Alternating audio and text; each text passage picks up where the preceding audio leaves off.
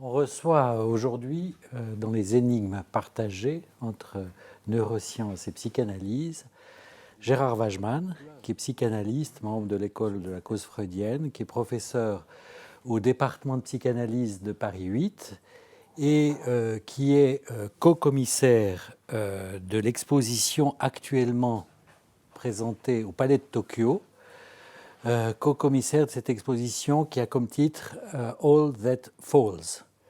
Il est aussi directeur du Centre de recherche sur l'histoire de la théorie du regard. Donc, on va peut-être partir des objets qui pleuvent aujourd'hui sur nos têtes, quoi. Oui. Il y en a une quantité, on ne va pas peut-être tous les citer, mais il y en a. Bon, j'ai compris qu'il y avait des grenouilles qui tombaient dans la Bible. Il y a des grenouilles qui voilà, tombent. mais maintenant, il tombe d'autres choses que des grenouilles, quoi. Qu'est-ce qui tombe? Oui, enfin, c'était un peu l'idée de savoir quel était aujourd'hui le grand mal qui nous tombait dessus, si je puis dire. Qu'est-ce qui nous tombe du ciel? En effet, ce sont plutôt les objets qui nous sont tombés dessus, de façon extraordinairement brutale, abondante. Et la question elle-même, à savoir, enfin, entre le fait que les objets nous sont tombés dessus, ce qui est une inspiration, au fond, qui m'est venue au travers, évidemment, de Lacan, c'est-à-dire Lacan a fait valoir, a annoncé qu'il y aurait une grande pluie d'objets, c'est tout de même... c'est un grand météorologue, Lacan est un grand météorologue, il nous a annoncé qu'il y aurait ça, et ça n'a pas manqué, il l'a annoncé dans les années 60, 70, au début des années 70, ça n'a évidemment pas manqué, et aujourd'hui, la question était de savoir si, pour moi, enfin, c'était une des sources de cette exposition, de savoir si on pouvait montrer ça dans une exposition. Et finalement, ça ne s'était pas véritablement montré, cet aspect des choses.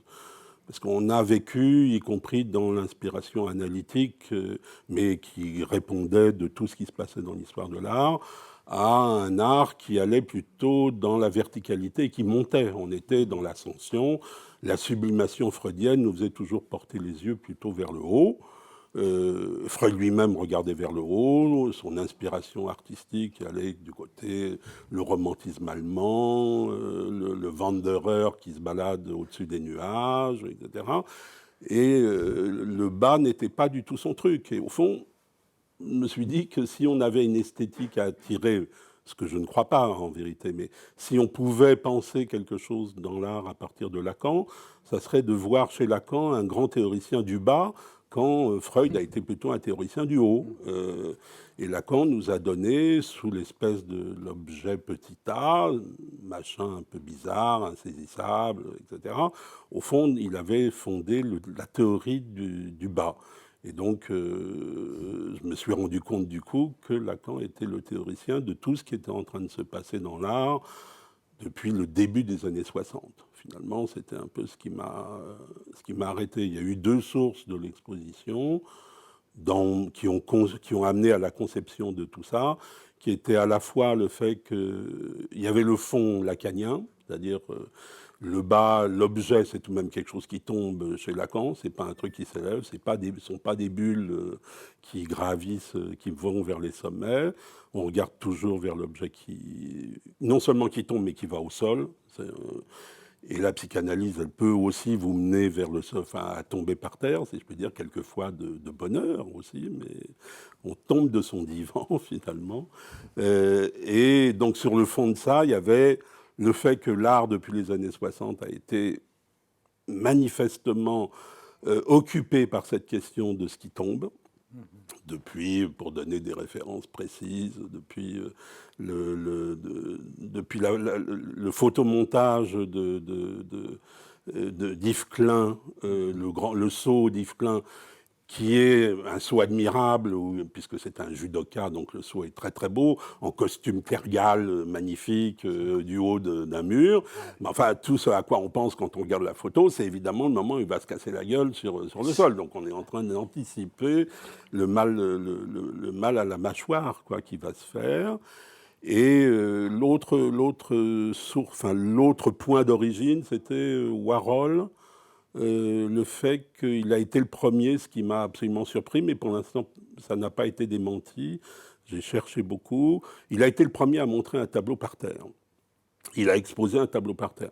La question du sol est très présente dans l'histoire de l'art depuis très longtemps, mais le fait d'exposer un tableau qui normalement se met sur un mur vertical face au corps du regardant, le mettre ce tableau-là par terre, c'est un bouleversement, surtout qui montre le tableau lui-même représente un pas de danse selon les caractéristiques qu'on a sur les petits livres quand on apprend à danser. Moi, j'ai jamais appris à danser, mais il y a des petits schémas, on fait des petits schémas, on voit les semelles de la chaussure de l'homme et les semelles de la chaussure de femme, et ça s'en mêle, c'est une prévision du rapport sexuel ou du non-rapport sexuel.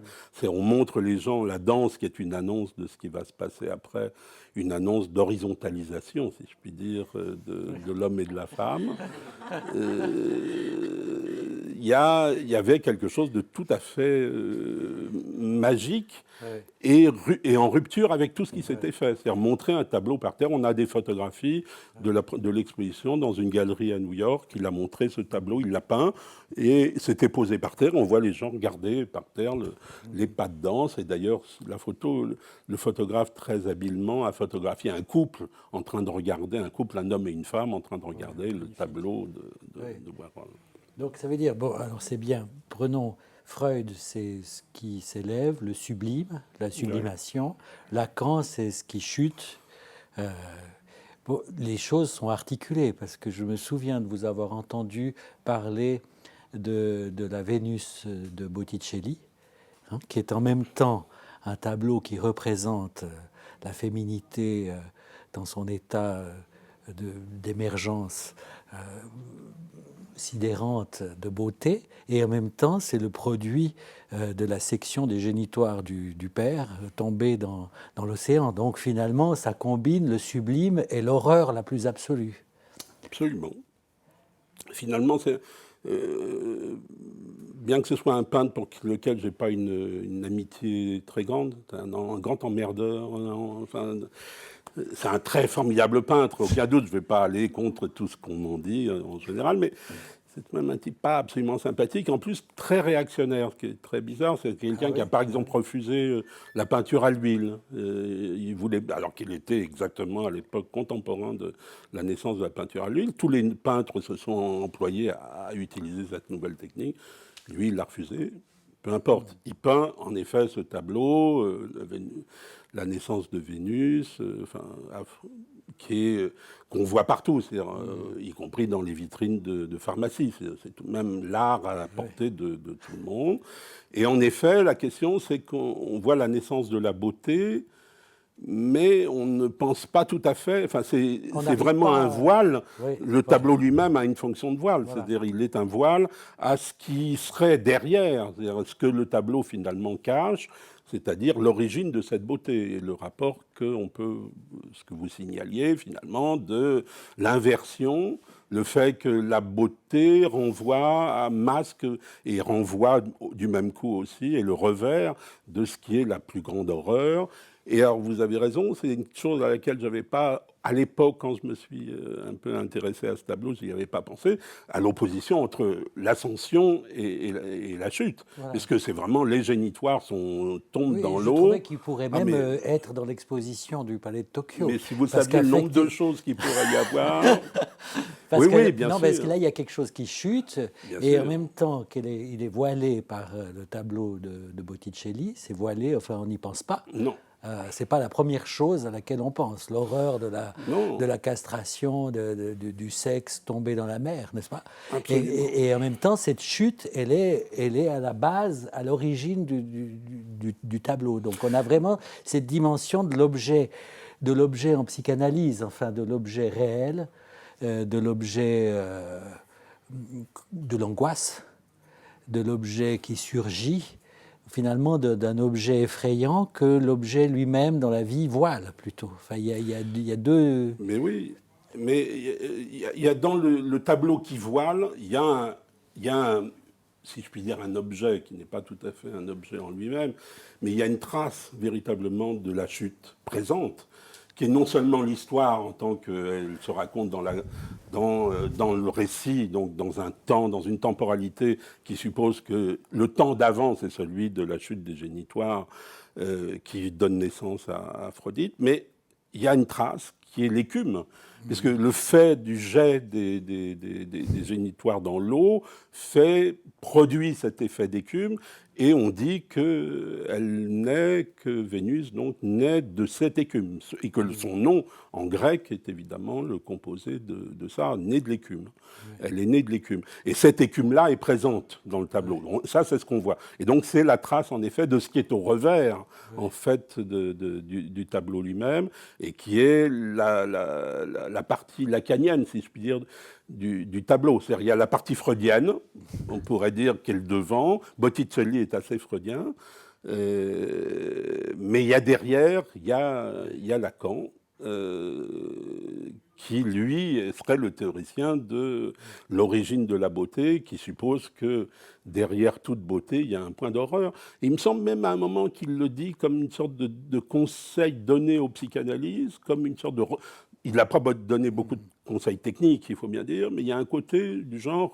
Quand vous entendez quelqu'un vous citer des vers de Baudelaire, de je ne sais pas quoi, des choses les plus belles du monde, attendez-vous à ce que 2 minutes après arrive un point d'horreur absolu. Bon, Baudelaire se prête bien à... Oui, j'aurais pas dû prendre Baudelaire comme exemple. C'est pas le plus sublime, enfin, pour moi, c'est un des plus grands auteurs qu'on puisse avoir.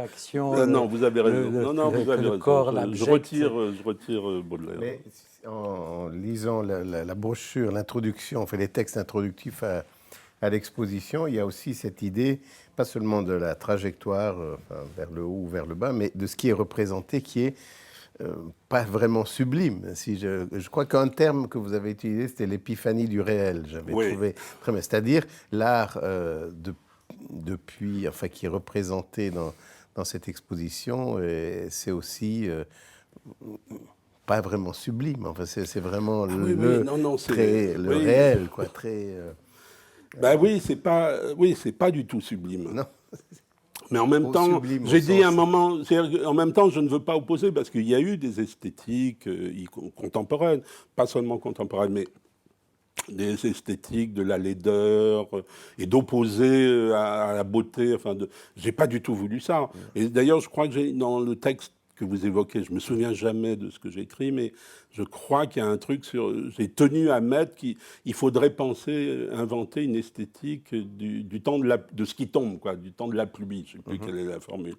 Et donc, parce que je crois aussi qu'il faut qu'il y ait ne serait-ce que parce que, c'est un thème qui a l'air de vous occuper beaucoup, mais il faut qu'il y ait un plaisir à voir. Si on voit que des choses moches et des choses hideuses, insupportables à voir, on sera peut-être dans du réel. Mais ce n'est pas forcément ça qui nous amuse à aller voir dans une exposition. C'est ça, c'est-à-dire qu'il y a les deux rives qui nous occupent avec Pierre Magistretti, de l'au-delà du principe de plaisir, c'est-à-dire la rive du plaisir et la rive du déplaisir, qui sont liées et qui est un fleuve qui circule entre ces deux éléments. Alors, si on prend, par exemple, l'œuvre de cette espèce de toboggan, je me souviens, donc ce toboggan qui glisse vers une lame de rasoir. Bon, il est assez sublime, ce toboggan. Il est, mais on ne peut plus sublime. On ne peut plus sublime. En même temps, c'est l'horreur. Il est on ne peut plus horrible. Il est Botticellien. C'est-à-dire que ça finit avec Vénus, quoi. Non, mais vous avez absolument raison. Mais là, alors, on est dans un fait qui me semble tout à fait caractérisé. Je ne dirais pas l'art contemporain, parce que moi, je ne sais pas, je n'ai pas de doctrine sur l'art contemporain en général, mais sur le fait que chez Botticelli, ce qu'on peut dire à propos de Botticelli, et qui suppose que le tableau vient lui-même voiler quelque chose qui est derrière et qu'on ne voit finalement pas, cette horreur-là, l'art contemporain a cette caractéristique de montrer ça. Et je pense que c'est ça la puissance des artistes contemporains. C'est de montrer cette épiphanie du réel-là, ça visait ça, c'est-à-dire cette capacité que des artistes ont de montrer ce point d'horreur éventuellement, mais de le montrer, pas forcément de le représenter, mais d'avoir en effet ce signe de la main qui vient indiquer quelque chose qu'on ne voyait dans l'art ancien pas du tout. Mais il faut tout de même préciser que l'œuvre à laquelle vous référez, qui est d'un artiste qui a été un tout petit peu oublié, qui est un artiste formidable, qui s'appelle Daniel Pomeroy, qui est mort maintenant il y a plus d'une dizaine d'années. C'est une œuvre qui en fait renvoie... Il a restitué quelque chose de sa propre histoire là, qui a été le fait qu'il a été appelé sous les drapeaux, comme on dit, à l'époque de la guerre d'Algérie, et qu'il a été planton devant une porte derrière laquelle, semble-t-il, se passait ce qu'on sait de l'armée française, des exactions, des monstruosités qui ont pu être commises par l'armée française. Et au fond, cet objet, en effet rutilant, magnifique, d'ailleurs admirablement restauré. J'étais content de le constater parce qu'il n'a pas été montré en France depuis 20 ans. Qui se termine par une lame de rasoir qui est d'ailleurs elle-même absolument admirable. Oui, c'est d'un acier bleuté, je ne sais pas quel genre d'acier c'est. C'est évidemment quelque chose qui renvoie pour lui à ce rapport où, devant sa porte, quand il était planton pendant la guerre, dans l'armée française pendant la guerre d'Algérie, qui renvoie à cette aurore-là. Et c'est vrai que ça serait quasiment une œuvre paradigmatique de l'exposition, à certains égards. Oui. Pas seulement, parce que vous évoquiez un truc sur le fait qu'il y a des œuvres qui ne sont pas belles, alors que celle-là a une grande une plasticité magnifique, c'est une œuvre magnifique à voir. J'ai été très soucieux de l'œuvre par laquelle on entrerait dans l'expo. Et on entre par cette œuvre, finalement, sur laquelle on est quasiment obligé de marcher. En fait, on peut l'éviter, mais qui est un sol. Et qui est un sol craquelé, et qui est craquelé et qui n'est pas absolument fixé. C'est-à-dire on est obligé de regarder ses pieds. L'exposition, c'était aussi ça. C'est à la fois ce qui tombe et regarder le ciel pour savoir ce qui nous tombe dessus. Donc on disait la pluie d'objets, finalement. Et regarder au sol pour savoir où on met les pieds. C'est-à-dire on est dans un monde où il faut regarder où on met les pieds. Et de mettre du coup en question la posture, le corps du visiteur, de faire que nous ne soyons pas des spectateurs devant les tableaux avec la distance que ça suppose, contemplant la grandeur d'une œuvre, le sublime d'un tableau, mais obligés de savoir où on fout les pieds pour ne pas se casser la gueule finalement. Absolument. C'est moi je trouve que c'est notre question de savoir. C'est une expérience d'ailleurs très curieuse, parce qu'en visitant l'exposition, on se dit, bon, où est-ce qu'on passe ? Oui, oui. Hein, et puis, moi, je me suis dit, il faut passer à côté, mais il n'y a pas d'à côté. Non, il n'y a pas d'à côté. Alors là-dessus, on se dit, mais bon, les œuvres sont de l'autre côté, parce qu'il y a une porte qui ouvre sur d'autres œuvres. Donc, en fait, il faut se lancer. Il faut se lancer. Moi, avec l'artiste, j'avais envisagé, j'aurais voulu que son sol soit plus large pour qu'on ne puisse pas éviter de marcher dessus. On pouvait éviter alors, parce que bon, moi pouvait, mais il y a une femme au milieu qui m'a dit, allez-y. On a tout à fait. Non, mais c'est conseillé. Et puis, il n'y a rien. Enfin, c'est autorisé, c'est pas obligatoire non plus. Mais j'aurais voulu inciter vraiment les gens. Mais les gens le font. Maintenant, ils le comprennent. Et puis, on s'hystérise un peu. C'est-à-dire, on regarde ce que font les autres. On dit, il y en a qui ont l'air de vouloir y aller. On peut y aller soi-même. Et on se risque sur ce truc-là. Bon, et on monte sur ce sol. Et le sol lui-même, en dehors de l'expérience physique que ça représente, de la mise en jeu d'un corps de spectateurs, qui fait que nous ne sommes pas en retrait par rapport à ce qu'est la position du regardeur dans un musée, finalement, c'est aussi de faire valoir qu'il y a un objet nouveau qui tombe sous les yeux, si je puis dire, qui est un sol, qui est une chose qu'on ne regarde jamais. C'est pas un objet d'art, le sol, même s'il est craquelé comme comme elle a pu le faire. C'est pas un objet d'art. Et au fond, j'ai trouvé une référence assez marrante, ça ne m'étonne pas de cet esprit, de Michel Foucault, qui lui caractérisait, alors c'était pas l'art contemporain, mais il dit qu'il y a quelque chose dans la modernité, alors je ne sais pas pour lui ce que représente la modernité, mais conformément aux traditions, elle pourrait commencer au XIXe siècle. Même. Il y a l'idée que la modernité était un temps dans lequel on a prêté attention à des choses qui ne méritaient pas l'attention jusqu'alors.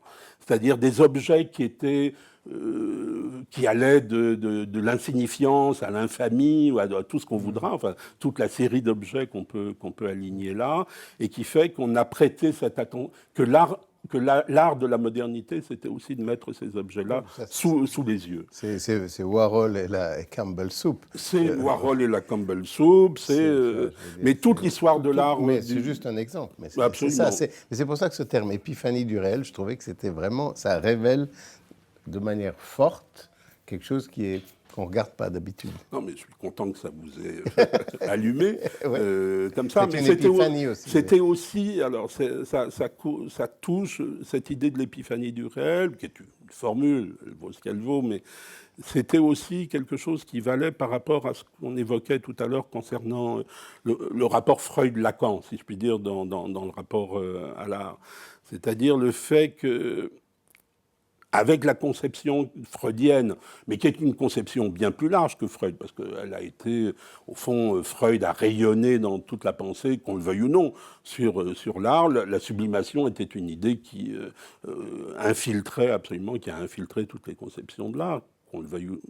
Tout le monde est d'accord sur le fait que, sur le sublime en général, et sur le fait que, au travers d'autres penseurs, de Kant, de tout ce qu'on voudra, mais aussi au travers du fait que les œuvres, personne ne conteste le fait que les œuvres impliquent le créateur à l'intérieur, et tout ça. C'est fini, ce débat-là, il a été acquis, et Freud est devenu une référence fondamentale à cet égard pour tout le monde. Mais même pour ceux qui le refusent d'ailleurs, vraisemblablement. Mais la question, c'est l'art était, dans la conception freudienne, il y avait quelque chose qui faisait qu'on allait au musée pour compenser, pour guérir, je ne dirais pas, mais un peu... Le lieu du musée était le lieu dans lequel on allait avoir... on allait soigner, si je puis dire. Je ne sais pas si on guérit, mais on allait soigner le malaise dans la civilisation. C'est-à-dire, l'art vous élevait, là encore, on est dans l'élévation, et l'art, on avait un petit bénéfice, au fond, un petit bénéfice de jouissance qui venait dans les musées par rapport à ce qu'on était obligé de sacrifier comme jouissance pour vivre en commun dans la cité, dans le monde. Et l'art, aujourd'hui, ce que vous évoquez quand l'histoire de l'épiphanie du réel, et ce qu'on a pu évoquer quelques objets là, c'est autre chose. C'est pas nous compenser quoi que ce soit, c'est pas nous donner un petit supplément d'âme dans le musée, c'est aller au musée pour nous confronter véritablement au réel. C'est-à-dire quand on rentre dans un musée, au lieu de s'éloigner du réel, j'ai l'impression que c'est non seulement qu'on y revient, mais c'est là où on prend en principe en pleine gueule. Et la grandeur la grandeur des artistes se mesure à leur capacité de nous faire rencontrer ça. Quel serait le déclencheur, ou qu'est-ce qui a amené à cette inversion, en fait, au cours disons, dans les années 50, 60, 70 ? J'allais te poser la question, Pierre, puisque là, on est dans les énigmes partagées entre science, psychanalyse, art. Je me demandais si c'était aussi l'art à l'époque de la science, enfin, d'une certaine position de la science, enfin un nouveau statut de l'image, enfin du voile,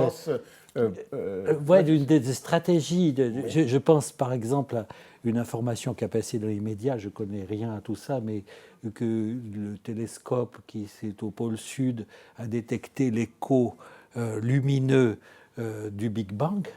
Et qu'au fond, on dit maintenant, ce n'était pas l'écho du Big Bang qu'on peut entendre, je sais pas, mais c'est en tout cas de poussières qui sont en jeu. Je trouvais que c'était extraordinaire parce que là aussi, on se dit avoir l'écho de l'origine, de l'entendre, de se réunir et d'entendre, boum, quelque chose, enfin bon, je ne sais pas comment. Ça fait vraiment voilà. En plus, c'est de la lumière. En plus, c'est de la lumière. J'ai compris que l'écho, c'est de la lumière, c'est des fossiles de lumière. Donc l'écho du Big Bang, et puis qu'en fait, c'est de la poussière d'étoiles ou peut-être même de la poussière dans la machine. Donc ça veut dire que tout à coup, là, il y a quelque chose qui chute aussi. Même le Big Bang chute.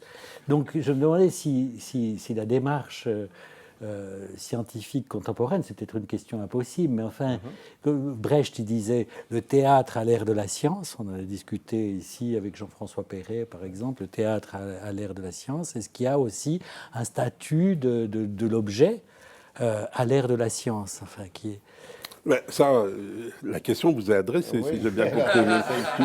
François a bien dit que c'est une question impossible, mais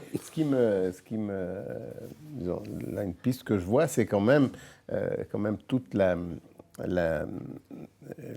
l'approche, disons, les grands espoirs mis dans la science comme progrès et comme amélioration du statut de l'humanité à la fin du 19e siècle, 20e siècle, et puis toutes les questions qui se sont quand même posées après, notamment la bombe atomique, et où la physique nucléaire et la physique quantique avaient amené l'humanité. Donc il y a comme une rupture quelque part où il y a la science comme sublimation, quelque part, enfin comme progrès, comme élévation, comme, disons, tout un ensemble positif qui... et puis, tout d'un coup, de voir que finalement, il y a quelque chose qui bon, là, je prends un peu appui sur ce que vous dites, mais enfin, qui tombe, qui rabaisse, qui remet tout en question, et qui n'est pas nécessairement un progrès, donc une remise en question fondamentale du rôle de la science dans le développement de l'humanité. Enfin, je sais pas, un questionnement énorme, en tout cas. Moi, par un biais, c'est une question que j'ai rencontrée tout de même, parce que je ne suis pas scientifique, mais c'est tout de même une question que je pouvais difficilement éviter, parce que il y a un côté, au travers même de ce que vous dites, c'est d'une certaine manière ce que je disais à propos de la fonction que je qualifie grossièrement de freudienne de l'art, de la consolation. Ouais, c'était le terme qui me semblait le mieux convenir, comme ça, l'art comme consolation du malaise dans la civilisation, des douleurs que nous sommes obligés d'endurer, des sacrifices qu'on est obligé de faire, et tout le tintouin. C'est le fait que la science a pris cette place. Finalement, l'art est une manière de consolation. La science est une manière de consolation aujourd'hui. Il y a un côté par lequel, alors j'ai trouvé ça en effet, là je dérive sur des choses, quand je regardais cette série, là, Les Experts à la télévision, je me disais que c'était une série fondée sur l'idée que elle annonçait aux gens, à des millions de gens dans le monde entier, la science travaille, dormez tranquille. C'était ce côté-là. C'est-à-dire, soyez, on va vous donner des assurances, des garanties, des certitudes. Le rapport brutalement dit, c'est d'un côté la science qui veut vous assurer que tout ira bien, dormez tranquille. Par rapport à ça, les artistes ont pris une position qui est évidemment absolument opposée, qui est de dire vous êtes dans l'intranquillité, on va vous rendre intranquille. On va, y compris même des œuvres qui viennent vous angoisser, qui viennent diviser les regardeurs, au lieu de leur passer du baume, on vient les angoisser.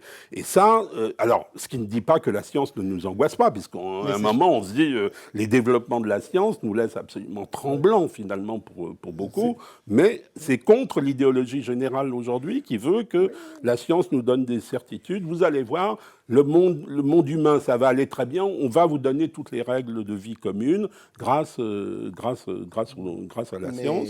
Mais justement, moi je crois quand même que cette certitude, elle n'est pas si certaine que ça. Il y a quand même, je crois, il faut être objectif, même du côté des scientifiques, mais certainement de la réponse de la société aux scientifiques, les développements, que ce soit, on prend des choses d'ailleurs dont tu t'occupes de près, toutes les questions éthiques sur les fécondations médicalement assistées, sur le clonage, tout ce qui est, enfin tout ce que apporte la biologie maintenant en particulier. Là, c'était plutôt, j'ai pris l'exemple tout à l'heure de la physique et de la bombe atomique. Là, c'est la question de la biologie qui entre. Enfin, ce siècle sera quand même le siècle de la biologie, mais avec toute alors, bien sûr, tous les espoirs, médecine régénérative, on va pouvoir vous changer des pièces détachées comme une voiture. C'est un problème cardiaque, on va vous remplacer une partie de votre cœur, de votre cerveau, de ce que vous voulez. D'abord, on n'y est pas du tout. Et il y a aussi un vrai problème de surmédiatisation des progrès de la recherche biologique et biomédicale, parce que tout le monde est là à attendre le miracle, la réponse, la vie éternelle peut-être, je ne sais pas. Et donc on n'y est pas, d'abord. C'est comme la question dans le domaine que je connais, qui est les neurosciences, on parle beaucoup en anglais on dit ça des cognitive enhancers, donc de molécules qui vous rendraient plus performants intellectuellement.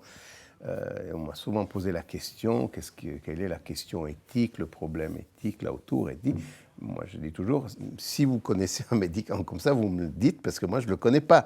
Et il y a en fait une surmédiatisation, par exemple, qui est intéressant, c'est un phénomène intéressant. Il y a des pistes de recherche et le produit est déjà délivré par les médias avant qu'il soit là. Mais en plus de ça, ça c'est un petit à côté, c'est que si effectivement ceci était le cas, et peut-être ça le sera dans 20 ou 30 ans, ça va poser beaucoup de questions déstabilisantes et on ne dormira pas du tout tranquille. Oui, mais tu as tout à fait raison, parce que si on veut, l'histoire, puisque j'ai lancé cette question, c'est-à-dire là, il y a des promesses de la science avec l'objet sublime, qui augmentera les capacités cognitives, lui permettra de vivre plus longtemps, se reproduire sans risque, etc.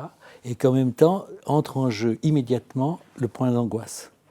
Parce que finalement, les biotechnologies contemporaines, j'ai effectivement les questions reportées au comité d'éthique, c'est les questions de la rencontre avec l'horreur, avec l'insupportable.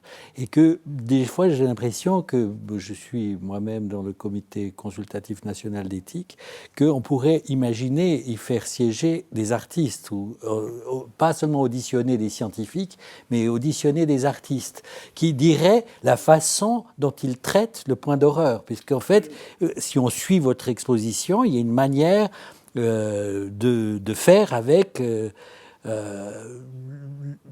l'objet de l'angoisse. Absolument.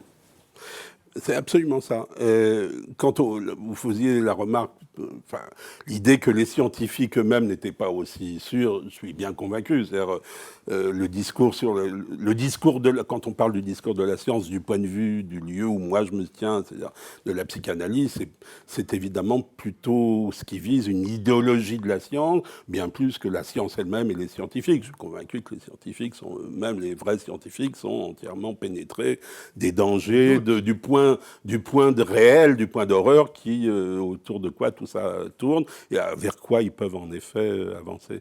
Mais ce qui m'a semblé, c'était plutôt que la position des artistes était de répondre à ce discours de la science, à cette idéologie-là, et ce côté, quand je disais « dormez tranquille », c'est bien, je l'ai évoqué en titre d'une vitrine de la science, pas du tout du vrai travail de la science, mais le côté « on va vous donner nous avons des certitudes, et il faut appuyer notre monde sur ces certitudes que seuls les scientifiques sont capables de nous donner. Ouais. » Parce qu'il faut tout de même dire, et moi je suis aussi de cette génération-là, pour laquelle il y a un certain nombre de certitudes qui sont un peu cassées la gueule. En effet, il y a plein de choses qui sont tombées. Dans l'exposition, il y a une référence directe à la chute du mur, et puis ensuite au 11 septembre. Mais je parlais spécialement les idéologies qui ont soutenu les esprits pendant un certain nombre d'années, des choses auxquelles on a pu croire et tout ça. Il y a tout un tas d'illusions qui se sont effondrées. Et pour le mieux, et c'est finalement ce qui m'est arrivé à moi dans le cadre du pour le mieux, c'est je suis tombé, il y avait un divan juste en dessous, et au fond, ça a été ma chance, c'est-à-dire je suis tombé sur un divan, et c'était le moyen le fait de s'allonger, c'est un moyen de se relever, finalement, c'est ça le principe de la psychanalyse. Et par rapport à ces chutes-là, des idéologies, des croyances, des convictions, des idéaux, ces chutes d'idéaux-là, on a aujourd'hui des gens qui viennent vous dire mais nous avons, au titre de cette idéologie scientifique, donc pas de la science en tant que telle, de cette idéologie, mais nous allons vous donner toutes les réponses à tout ce que vous voulez. Nous allons régler le problème du rapport sexuel, on va vous donner la clé, de tout. Et au fond, les certitudes, ce qui m'a intéressé dans l'histoire c'est pour ça que je me suis intéressé aussi à cette série des experts, parce que c'est la série qui qui dit le mieux la chose. C'est-à-dire, si on veut des certitudes, il y a une seule chose qui est vraiment certaine, c'est la mort. Et donc, on a une série sur la mort. Là, on ne parle plus, si on parle de personnes, ce dont on parle, c'est des cadavres. Au fond, on ne parle plus d'histoire, on parle d'objets, on parle de bouts de trucs qui traînent, on regarde au microscope, etc. Et on ne parle plus, finalement, c'est une série dans laquelle on ne parle quasiment pas. On essaie de dire, mais tout est transparent, tout se voit, ne craignez rien.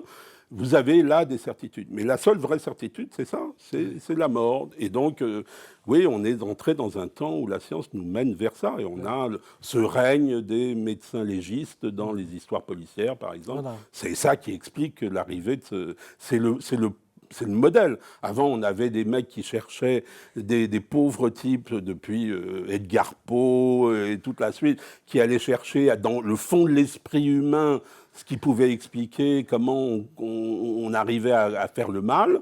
Aujourd'hui, on dit, mais on va vous expliquer ça, on fait un IRM et ça, vous allez voir où est le mal. Hein. Mais bon, ce renversement, il est très intéressant entre le sublime et le déchet. Parce qu'on peut se dire entre ce qui est montré et ce qui est voilé. Parce qu'on peut se dire que c'est aussi un mouvement qui est dans la psychanalyse.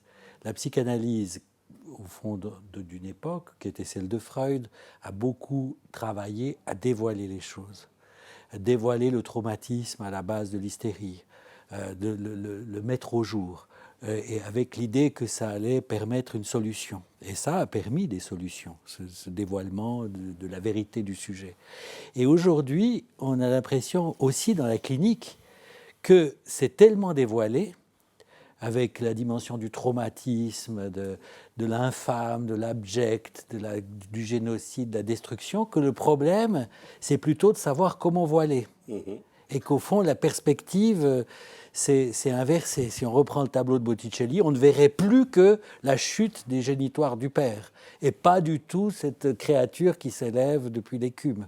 Donc, au fond, il y a un renversement et qui est aussi présent dans la clinique. Parce que je dirais, les patients qu'on voit, ils ont vécu une effraction d'un réel qui reste là, qui ne cesse de se répéter, qui est insupportable, quoi. Que finalement, on doit plutôt participer à voiler. C'est très vrai. Ça touche exactement à un point, ce que vous dites touche absolument à un point qui m'a un moment saisi, c'est que j'avais, dans le genre phrase un peu générale, qui vous tombe sous la plume à un certain moment, mais t'es dit, au fond, il y a une fonction de l'art qui est une fonction de monstration. Et au fond, et dans cette fonction de monstration est incluse l'idée du dévoilement, cet effet-là. Et les artistes ont eu cette fonction-là depuis toujours, en un sens, de montrer les choses qu'on ne voyait pas. Y compris les anges, que j'ai toujours pas vus, mais on peut espérer que... Bon, moi, je fais confiance aux peintres qui me payent des anges. Les artistes aujourd'hui, une de leurs fonctions, c'est plutôt à la fois cette idée de l'épiphanie du réel, qu'il y ait quelque chose qui fasse symptôme et qui angoisse, etc. C'est aussi quelque chose qui les amène, eux, à créer du voile. C'est-à-dire à se poser la question comment on fait pour ne pas voir, comment on fait à la fois pour ne pas voir et aussi, il faut l'ajouter, comment on fait pour ne pas être vu soi-même. C'est-à-dire on est entré dans un monde dans lequel il faut créer de l'opacité, où il faut arriver... Alors, c'est à la fois créer de l'opacité sans créer de l'illusion. C'est-à-dire c'est ça une des difficultés, ne pas revenir à... Bon, le côté, on va refaire l'art comme papa, quoi, comme jadis, et on va se remettre, on va resublimer à nouveau, comme on le faisait avant. C'est une question qui ne se pose pas dans ces termes. C'est-à-dire, c'est ce que vous évoquiez, au fond, à propos du toboggan de Pomerol. Il est à la fois sublime, et en même temps, il montre la chose elle-même. Et on n'arrive pas, au fond, on ne peut pas... Quasiment, sont des œuvres... meubiennes, c'est-à-dire elles montrent, on a les deux, on a les deux. Et c'est tout à fait essentiel parce que sinon il n'y aurait aucune jouissance à aller voir des œuvres comme ça. Alors juste, c'est peut-être trop précis, mais je sais pas, Damien Hirst et la vache coupée en deux dans du plexiglas. Oui. Comment vous la... Ouais, est-ce qu'elle est meubienne aussi? Enfin, je veux dire, elle est assez directe, non? Ah, la vache meubienne, oui, c'est un objet très... Un nouvel objet suisse, la vache meubienne. Oui, oui, Mais là aussi, c'est du super réel. Enfin, je veux c'est dire... du super réel. Mais là aussi, il y a une dimension. Ouais, ouais. Mais moi, je crois beaucoup. Enfin, Non, j'arrive c'est pas, très- c'est un point très précis, j'arrive là. pas à regarder Damien Hirst avec le regard un peu soupçonneux qu'on porte sur lui. Je trouve que c'est un artiste absolument formidable. Moi, j'ai rêvé, j'ai jamais eu les moyens malheureusement, mais d'avoir les petites vitrines avec les comprimés.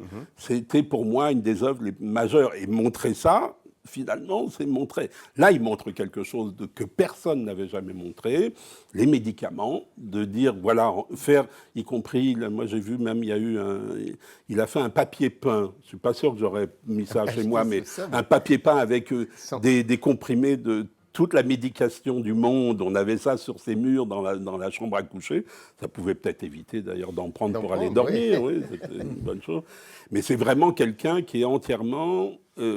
traversé par la question de la science aujourd'hui, et en faisant des objets qui sont véritablement des œuvres. Parce que là, la monstration, enfin, la vache dans le formol, il a fait d'autres animaux d'ailleurs.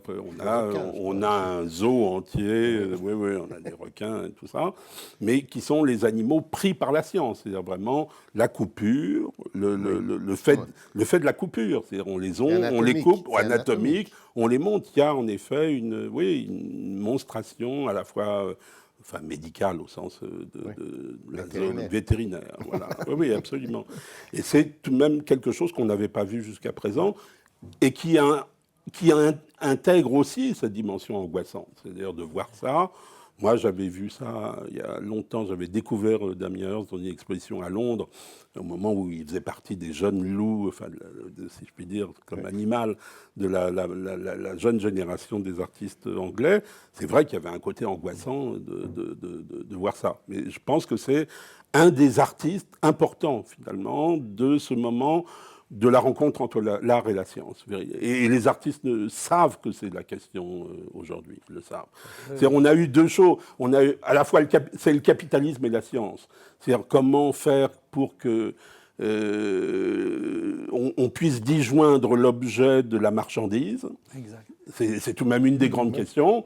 Et comment faire comment est montré de l'autre côté les incidences de la science sur notre... C'est-à-dire qu'il y a une nécessité aussi du travail de l'artiste par rapport au point de butée de la science. Enfin, c'est vraiment la perspective d'Agalma de mettre ensemble art, science et psychanalyse autour d'un réel. Il y a différents modes d'abord du réel, le mode psychanalytique, le mode artistique et le mode de la science. Et que là, ils se renvoient réciproquement de manière complexe. Mais peut-être que pour, au fond, être... Parce que là, on a commencé avec cette dialectique entre d'un côté le sublime et de l'autre côté l'objet de l'angoisse, l'effraction du réel, de l'horreur. C'est autre chose en même temps de penser la pluie des objets qui nous tombent dessus. Parce que là, c'est plus le gadget, c'est une sorte d'objet multiple, d'objet... qui traite le désespoir, mais qui en même temps le génère. Enfin, nous aliène, nous asservissent, vous dites. On est asservis par les gadgets. Donc je me dis, d'un côté, il y a le sublime, de l'autre côté, il y a l'horreur, et puis entre deux, il pleut des multitudes de gadgets. Je ne sais pas si vous l'avez vu dans l'exposition, j'ai proposé à un artiste de faire une pluie de pelle à neige. Qui est exposé un peu à l'extérieur. Enfin, il y a une sorte de jardin qui donne d'ailleurs sur... on ne la voit pas facilement. J'ai manqué. On la voit pas facilement. Il pleuvait quand je suis venu. Mais bon. Je peux dire un mot sur ça parce que l'idée, elle vient de... j'ai demandé, je voulais dans l'exposition au début, je voulais qu'il y ait la pelle à neige de Duchamp, qui porte un titre. Elle ne s'appelle pas Pelle à neige, elle s'appelle In Advance of Broken Arm, en prévision du bras cassé. Et donc je me disais, c'est vraiment un objet de la chute. C'est la pelle à neige qui, en principe, qui veut nous préserver même des chutes. Et le détenteur de la pelle à neige a fait beaucoup d'histoires. Et il fallait le montrer comme un objet. Alors justement, il fallait le montrer dans une sorte de vitrine. Et je dirais parce que le signifiant, vous me le glissez, c'est-à-dire un objet. C'était une pelle à neige, on sait, on ne va pas revenir maintenant sur ce que sont les objets chez Duchamp. Mais c'était un objet devenu agalmatique, c'est-à-dire comme objet, comme œuvre d'art, il était intouchable, etc. Je me suis dit, ça m'emmerde, quoi. J'en ai marre de cette pelle à neige intouchable, qui est même une pelle à neige, et j'ai proposé à un artiste de faire lui-même une pluie d'objets, c'est-à-dire d'un seul coup que c'était plus l'objet, la pelle à neige de Duchamp, etc., qui lui-même a fait des multiples. On le sait, il n'y a pas une seule, il y en a d'autres, il y en a plusieurs, mais on fait comme si c'était un objet absolument sacré, véritablement, comme sont les œuvres d'art. J'ai dit, faites-moi une pluie d'objets. Alors, il a été dans le Jura, parce qu'il est natif de là, et il a engrangé une vingtaine de pelles à neige, et on a 20 pelles à neige de pas du champ qui pleuvent dehors et qui d'un seul coup viennent. Alors, en plus, je voulais que ça soit agressif, c'est-à-dire qu'on les voit. C'est dommage que vous les ayez manqués parce que les pelles à neige sont des objets assez dangereux quand on les voit. Si on se dit qu'on est en dessous, de prendre une pelle à neige en pleine poire, c'est tout de même quelque chose d'un peu dangereux. Et je voulais que ça soit comme ça. Et là, on avait affaire à ce qui me semble en effet en question en général, c'est-à-dire la désagalmatisation des objets aujourd'hui. C'est une magnifique conclusion. On va finir sur la désagalmatisation. Et on mettra une pelle à neige à chaque étage. Mais je vous en prie. Merci beaucoup. Merci à vous.